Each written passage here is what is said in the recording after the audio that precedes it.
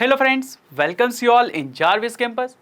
आज हम यहाँ पे बात करने वाले हैं कि जो मेटल के बारे में बात कर रहे थे, मेटल और नॉन मेटल के बारे में, और यहाँ पे भी हम मेटल के केमिकल रिएक्शन के बारे में बात करें।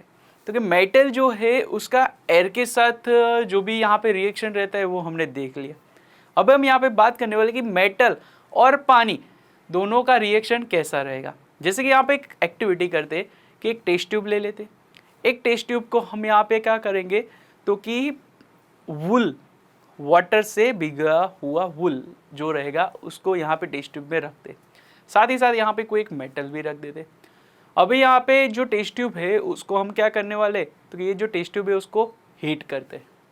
हीट करते हुए यहाँ पे टेस्ट ट्यूब को पहले यहाँ पे देखो तो टेस्ट ट्यूब का जो मुंह रहेगा उसको कॉक के थ्रू बंद कर देंगे और उसको यहाँ पे डिलीवरी ट्यूब के थ्रू यहाँ पे वाटर के अंदर, डिलीवरी ट्यूब के थ्रू यहाँ पे हम क्या करने वाले वाटर के अंदर रखने वाले।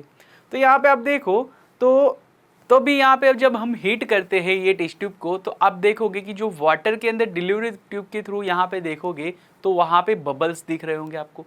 तो ये जो बबल्स है वो हाइड्रोजन के बबल्स है। यस, हाइड्रोजन के बबल, राइट। यानी कि अभी यहाँ पे हम देखो तो अपने को पता हो कि कौन सी मेटल्स हम अब तक पढ़ चुके हो। तो कि अब तक हमने तो जैसे जिंक ग्रैन्यूल से सोडियम हो गया, पोटेशियम हो गया, फिर मैग्नीशियम हो गया, आयरन हो गया, राइट। ये सभी मेटल्स हमने अब तक देखे हुए। तो ये सभी मेटल्स के कुछ सैंपल्स आप कलेक्ट कर लीजिए।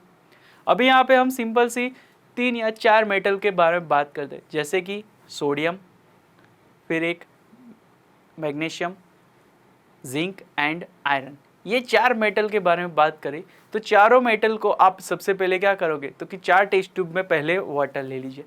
चारों टेस्ट ट्यूब में 1 बाय 1 सभी मेटल को यहाँ पे पुट डाउन कीजिए। तो यहाँ पे आप देखोगे तो जो पोटेशियम या फिर सोडियम, अभी सोडियम है अपने पास, तो सोडियम को जब हम क्या करेंगे वाटर के अंदर यहाँ पे जब भी पुट डाउन करते हैं तो वहाँ पे जो टेस्ट ट्यूब रहेगा ना, जो टेस्ट ट्यूब वो थोड़ा सा क्या हो जाएगा, हीट पकड़ेगा। हीट यानी कि गर्म हो जाएगा।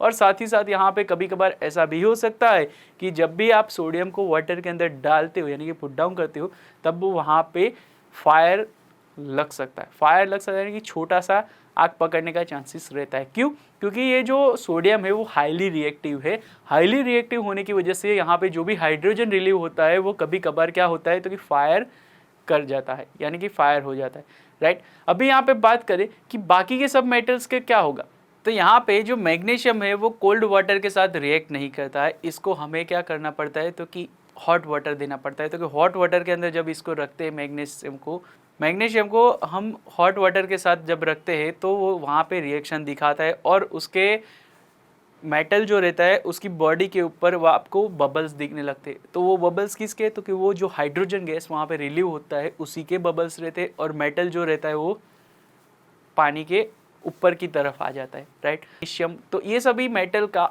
वाटर के साथ क्या रिएक्शन होते हैं और क्या यहाँ पे बनता है उसके बारे में बात करते हैं, यानी कि chemical reactions of metal and water यहाँ पे देखते हैं। यहाँ पे हमें मेटल का ऑक्साइड मिलेगा, राइट। पहले क्या होगा तो कि मेटल और वाटर मिक्स होके मेटल ऑक्साइड मिलेगा।